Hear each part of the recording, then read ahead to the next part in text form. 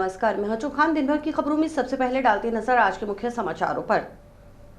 केंद्र सरकार ने गेहूं की सरकारी खरीद में किसानों को दी राहत। सिकुड़े हुए टूटे हुए गेहूं की सीमा को 6% बढ़ाकर 20% तक दी गई छूट।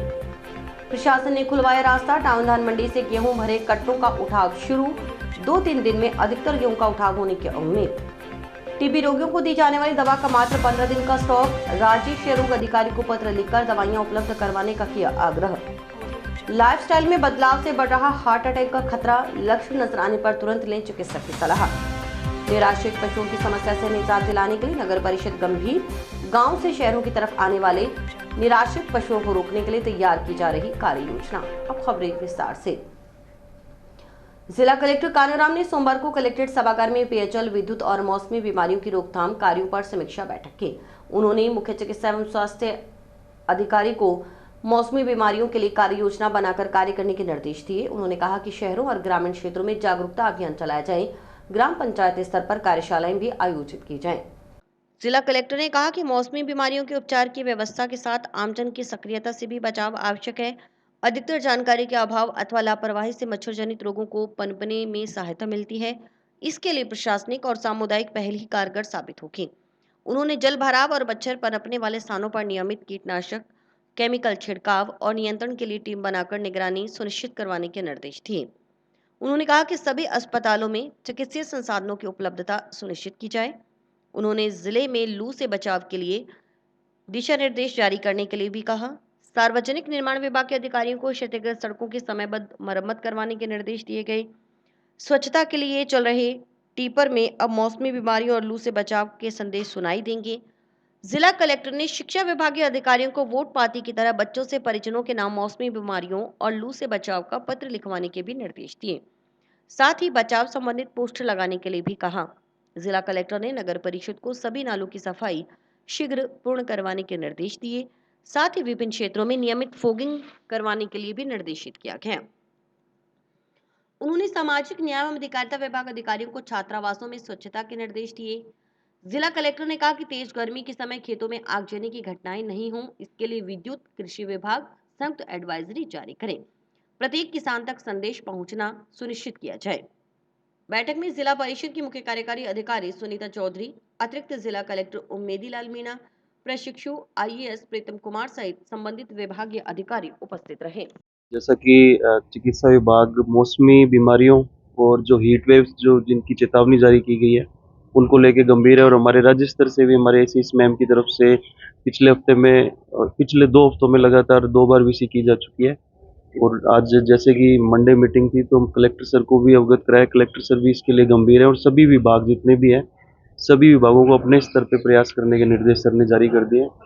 और स्कूल से लेके और पीएचईडी से लेके और बिजली विभाग और सभी को इसमें इन दोनों एक्टिविटीज में अच्छी तरह से योगदान देने के लिए सर ने निर्देशित किया। मिनिस्ट्री से आई टीम की ओर से जंक्शन धान मंडी में एकत्रित किए गए गेहूं के सैंपल के एनालाइज के बाद केंद्र सरकार ने गेहूं की सरकारी खरीद में किसानों को राहत दी है। इस संबंध में सोमवार को मिनिस्ट्री की सहायक निदेशक डॉक्टर प्रीति शुक्ला ने आदेश जारी किए। सिकुड़े हुए व टूटे हुए गेहूं की सीमा को 6% से बढ़ाकर 20% तक छूट दी गई है। चमक विहीन गेहूं की सीमा को 70% तक छूट दी गई है, जबकि क्षतिग्रस्त व थोड़ा क्षतिग्रस्त की 6% तक की खरीद में छूट दी गई है। ये आदेश पूरे राजस्थान के किसानों से गेहूं खरीद के संबंध में जारी किए गए हैं। भारतीय खाद्य निगम के स्थानीय अधिकारियों ने बताया कि मिनिस्ट्री से आई टीम की ओर से जो सैंपल एकत्रित किए गए थे, इन सैंपल के एनालाइज के बाद स्पेसिफिकेशन में छूट दी गई है। इसके तहत सिकुड़े और टूटे हुए दानों में 20% तक छूट है। इसमें किसी प्रकार का कोई वैल्यू कट नहीं लगेगा। यह किसानों के लिए सबसे बड़ी राहत की बात है। उन्होंने बताया कि खरीफ की खड़ी फसल के समय बारिश होने की वजह से गेहूं का दाना चमक विहीन हो गया था। इसमें भी सरकार की ओर से 70% तक छूट दी गई है। इसमें भी किसी प्रकार का वैल्यू कट नहीं लगेगा। किसानों को 2400 रुपए प्रति क्विंटल के अनुसार ही भुगतान होगा। वहीं गेहूं के काले दानों की बात करें तो डैमेज्ड और स्लाइटली डैमेज्ड को मिलाकर 6% तक छूट दी जाएगी। इसमें भी किसी प्रकार का वैल्यू कट नहीं है। मिनिस्ट्री की ओर से जारी किए गए रिलैक्सेशन के ऑर्डर के तहत गेहूं की खरीद की जाएगी। उन्होंने बताया कि अभी तक जंक्शन धान मंडी में 481 किसानों से 9,587.5 MT गेहूं की खरीद की जा चुकी है। इन किसानों को 23 करोड़ 1 लाख रुपए का भुगतान किया जा चुका है।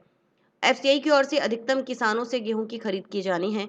अधिकतम 25 लाख कट्टे खरीद होने की उम्मीद है। गेहूं खरीद के साथ धान मंडी से लगातार लिफ्टिंग हो रही है। गौरतलब है कि गेहूं के काले, टूटे और सिकड़े हुए दानों के कारण पिछले कुछ दिनों से जंक्शन धान मंडी में गेहूं की सरकारी खरीद नहीं हो रही थी। इस कारण किसान परेशान थे। मजबूरी में कई किसानों ने समर्थन मूल्य 2400 रुपए से कम पर अपनी गेहूं निजी हाथों में बेच दी। लेकिन सोमवार को मिली छूट के बाद किसानों को कुछ राहत मिलने की उम्मीद है। खास बात और बताना चाहूंगा कि हमारी जो मंडियों से जो हमें इनपुट मिल रहे थे, जो किसान कह रहे थे कि सर इस बार मौसम खराब होने की वजह से गेहूं की चमक थोड़ी कम हो गई है, ये डैमेज आ रहा है, डिसकलर्ड आ रहा है, तो उसमें हमने मिनिस्ट्री लेवल पे मेरे और मेरे उच्च अधिकारियों ने काफी प्रयास किए। मिनिस्ट्री से टीम आई, उन्होंने सैंपल लिए और उनका रिजल्ट भी आ गया। और आज भारत सरकार ने इसमें गेहूं के मापदंडों में कुछ छूट दी है। मैं आपको छूट बता देता हूँ कि जैसे चमक विहीन जो गेहूं है उसमें 70% तक भारत सरकार ने अलाउ किया है। जो डैमेज्ड और स्लाइटली डैमेज है दोनों मिलाकर 6% तक भारत सरकार ने अलाउ किया है।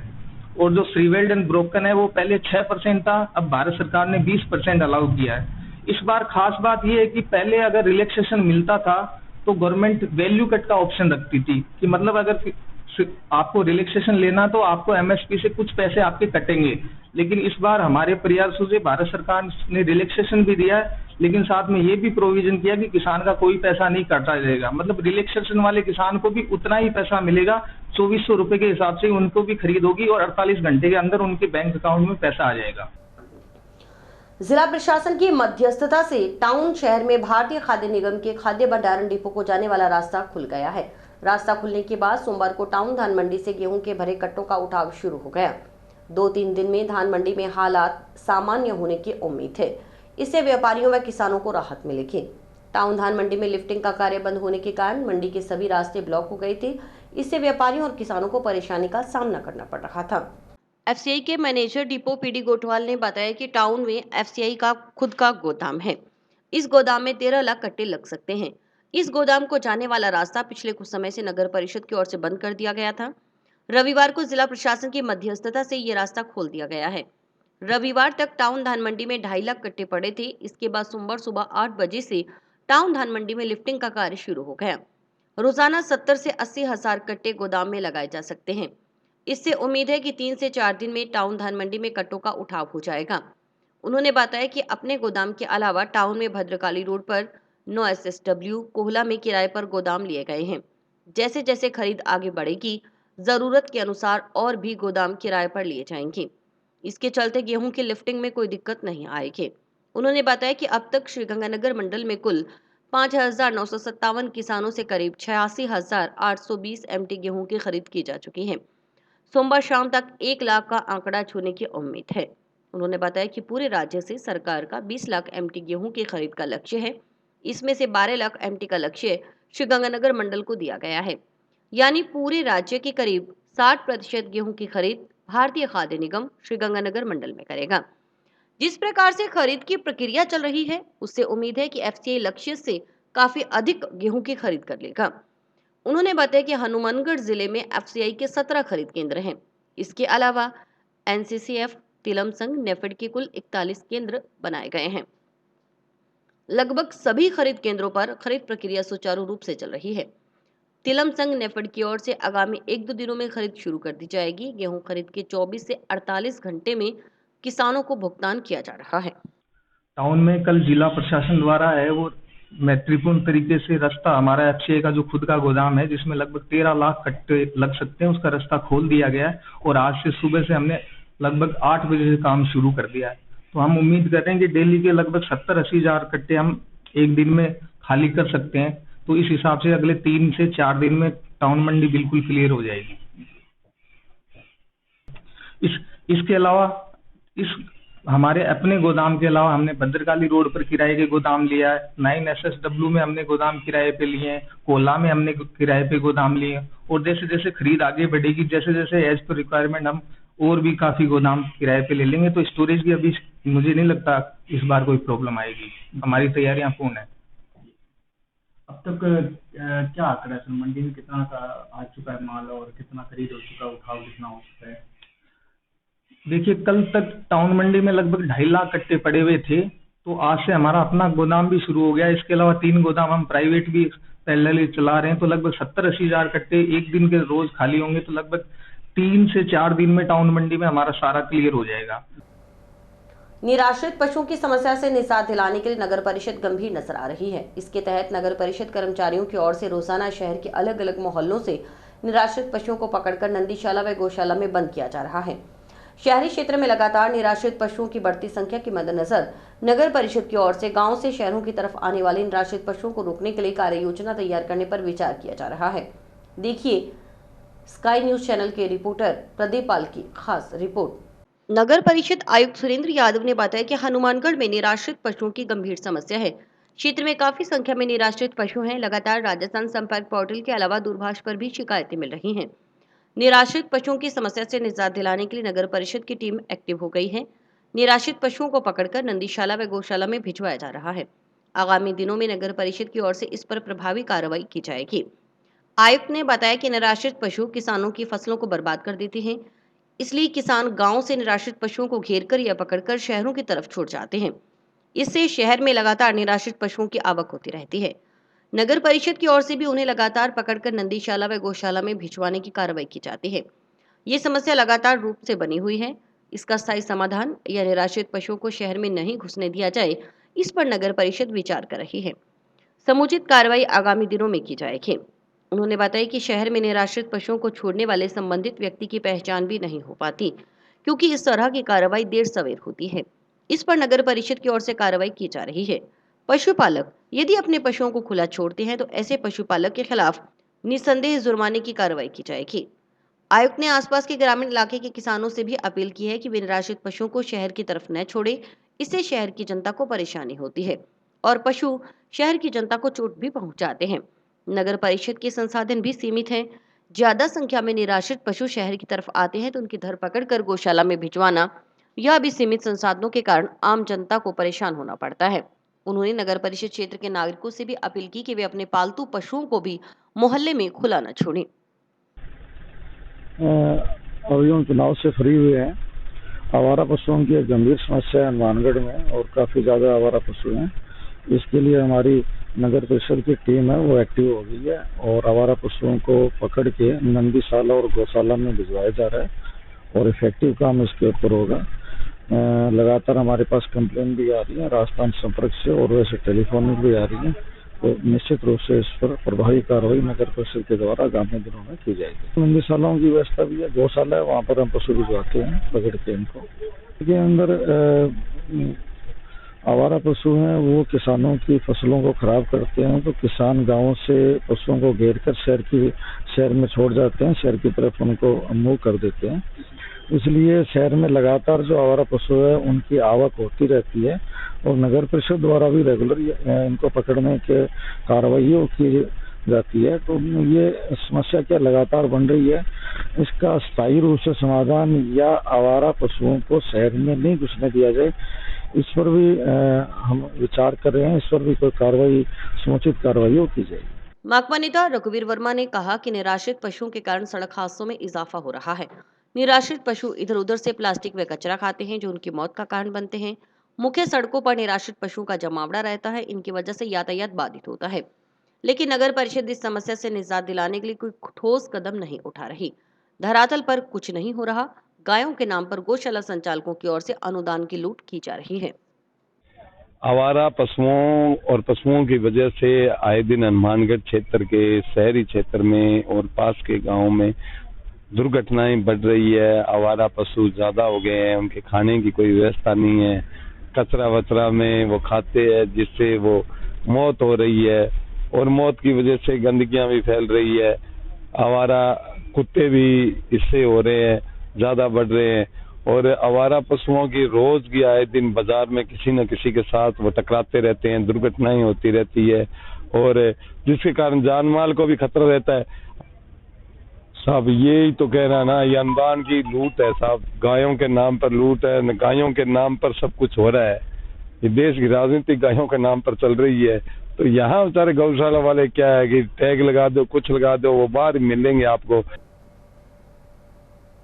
टाउन की महात्मा गांधी स्मृति जिला चिकित्सालय में टीबी रोगियों को दी जाने वाली दवा का मात्र 15 दिन का स्टॉक शेष है। ऐसे में टीबी मुक्त मेरा हनुमानगढ़ का सपना अब फीका होता नजर आ रहा है। चिकित्सा विभाग के अधिकारियों की ओर से इस बारे में चिकित्सा एवं स्वास्थ्य सेवाएं राजस्थान जयपुर के राजेश शेरू अधिकारी को पत्र लिखकर दवाइयां उपलब्ध करवाने का आग्रह किया गया है। जिला क्षय निवारण केंद्र हनुमानगढ़ के डॉक्टर मुकेश शेखावत ने बताया कि पीछे से दवाइयों की सप्लाई कम हो रही है। दवाइयों की सप्लाई दिल्ली से होती है। सप्लाई कम होने के कारण दवाइयों की कमी महसूस की जा रही है, लेकिन फिलहाल काम चल रहा है। अभी तक स्टॉक पूरी तरह खत्म नहीं हुआ। पूर्व में एक साथ 15-20 दिन की दवाई मरीज को दी जाती थी, लेकिन स्टॉक कम होने के कारण अब 2 या 3 दिन की दवाई देकर काम चलाया जा रहा है। बाहर के मेडिकल स्टोरों पर भी टीबी रोगियों को दी जाने वाली दवाइयां खत्म हो चुकी है। इस संबंध में उच्च अधिकारियों को पत्र लिखा गया है। वर्तमान में जिला अस्पताल में 15 दिन का स्टॉक उपलब्ध है। 2 लाख दवाइयों का ऑर्डर दिया गया है, लेकिन मेडिकल एजेंसी के पास दवाइयां उपलब्ध नहीं हैं। उन्होंने बताया कि जिले में कुल करीबन 3000 टीबी के मरीज हैं। मरीज को 6 माह तक दवा का सेवन करना पड़ता है। नहीं, एक्चुअली में पीछे से दवाइयों की सप्लाई कम हो रही है। जैसे कि दिल्ली से दवाई आती है, उसके बाद में स्टेट में राजस्थान फिर हमें यहाँ पे भेजते हैं। उस कारण से दवाइयों की थोड़ी शॉर्टेज चल रही है, लेकिन फिलहाल भी काम चल रहा है। बिल्कुल भी है ना, स्टॉक नील नहीं हुआ है। लेकिन क्या करते हैं हम इस बार, पहले तो हम क्या 15-20 दिन की दवाई दे देते थे, लेकिन अब क्या हो रहा है कि 2 या 3 दिन की दवाई देकर एक बार काम चला रहे हैं। नहीं, अपने यहाँ पे जितना भी ऐसा है स्टॉक उस हिसाब से हम सबको दे रहे हैं। बाकी बाहर भी है ना, जो मेडिकल स्टोर, वहाँ पे भी दवाएं खत्म हो चुकी है और किस तरह से काम चल रहा है। और कोशिश यही कर रखी है, हमने ऊपर भी लिख करके भेज रखा है, इस तरह दवाई शॉर्टेज चल रही है तो जल्दी से भिजवाने का श्रम करें।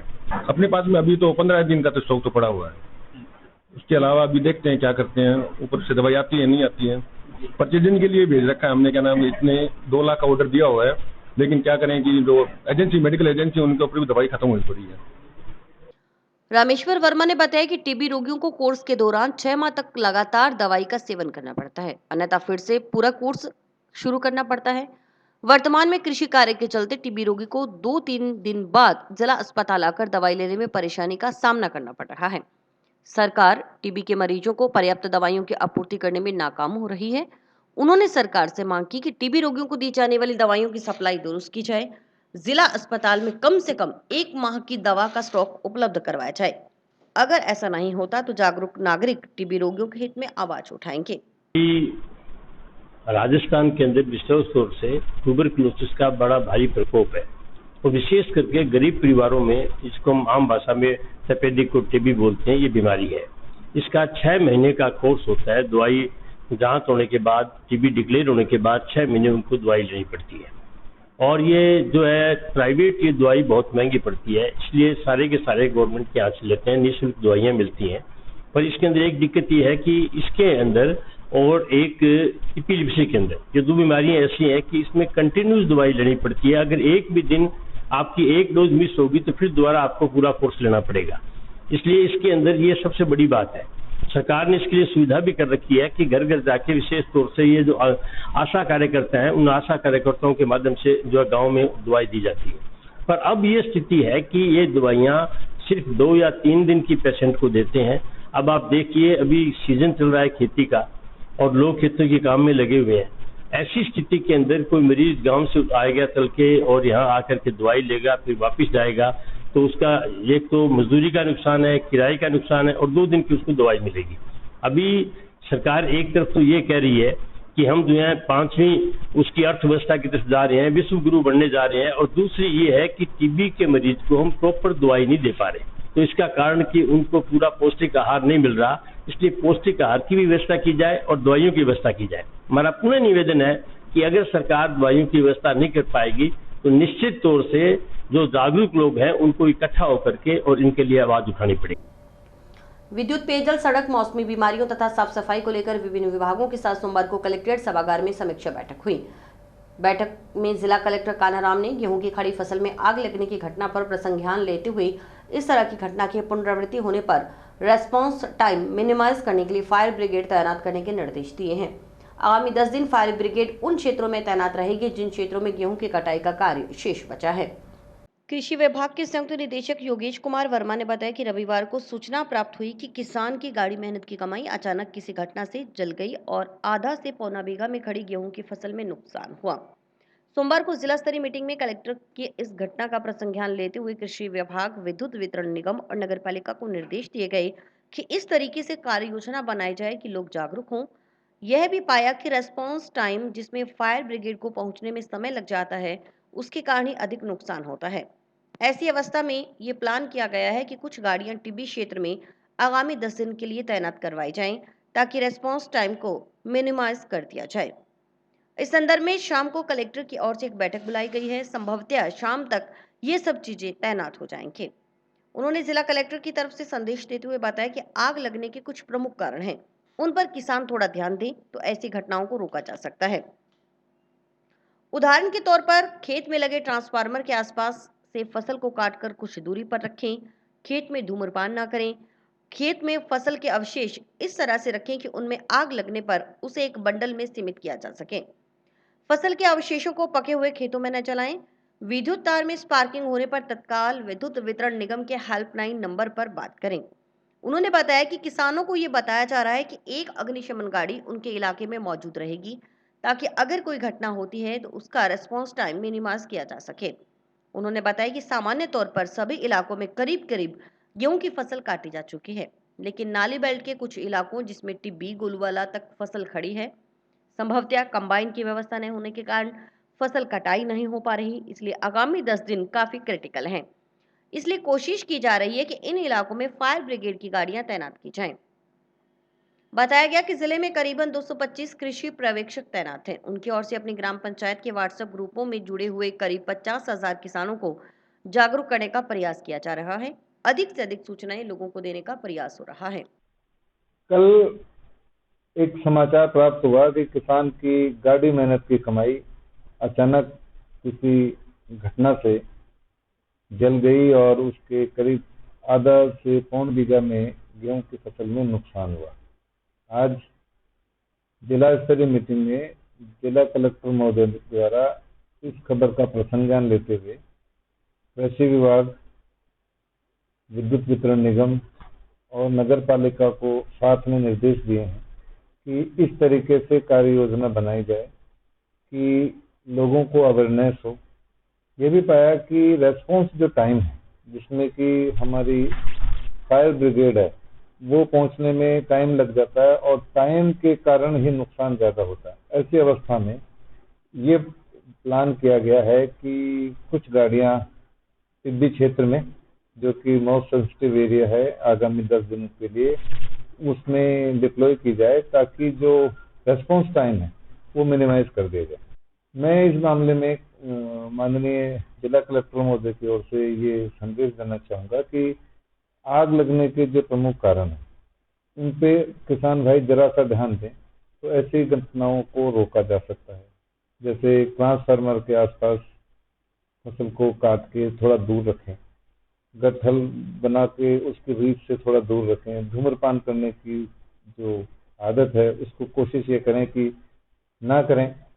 आसपास जब भी कोई फसल को अवशेष हों तो उनको इस तरीके से रखें कि वो अगर किसी दुर्घटनावश लग भी जाए तो एक बंडल में ही सीमित की जा सकती हो। फसल अवशेषों को कम से भी कम जो पका हुआ खेत है वहां नहीं चलाएं। विद्युत की अगर स्पार्किंग हो रही है तो तत्काल प्रभाव से जो है विद्युत वितरण की हेल्पलाइन पर बात करके उसकी आपूर्ति में करें। अभी हम समाचार पत्रों के माध्यम से और हमारे कृषि कार्यकर्ताओं के माध्यम से सभी किसान भाइयों को ये बताने की कोशिश कर रहे हैं कि एक अग्निशमन गाड़ी आपके इलाके में मौजूद रहेगी। लाइफ स्टाइल में बदलाव से लोगों में हार्ट अटैक व हार्ट फेलियर का खतरा बढ़ रहा है। समय पर चिकित्सक की सलाह नहीं लेने पर यह समस्या और बढ़ जाती है। टाउन के राजकीय जिला चिकित्सालय के MD physician doctor Rajesh Saharan ने बताया कि इन दिनों हृदय दर्द व हार्ट अटैक से मौत के समाचार मिल रहे हैं।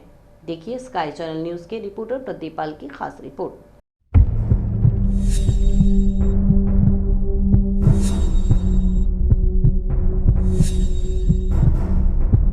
जिला अस्पताल के MD physician doctor Rajesh Saharan ने बताया कि छाती दर्द के रोगी अधिक आ रहे हैं।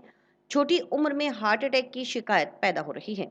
इसका सबसे बड़ा कारण लोगों की ओर से अपना लाइफस्टाइल चेंज करना है। योगाभ्यास नहीं करते, अधिकतर समय मोबाइल चलाने और टीवी देखने में व्यतीत करते हैं, खान पान का ध्यान नहीं रखते, शुगर, बीपी, कोलेस्ट्रॉल की समस्या भी बढ़ रही है।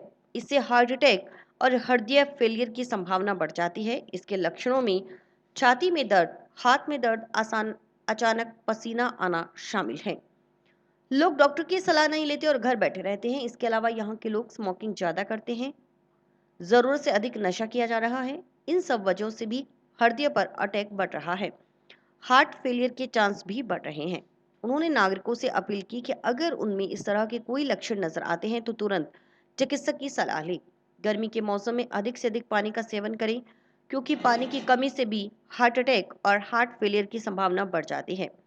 प्रदूषण की वजह से फेफड़ों पर असर पड़ता है, इसलिए नशे से दूर रहें, सुबह दौड़ लगाएं, योगाभ्यास जारी रखें।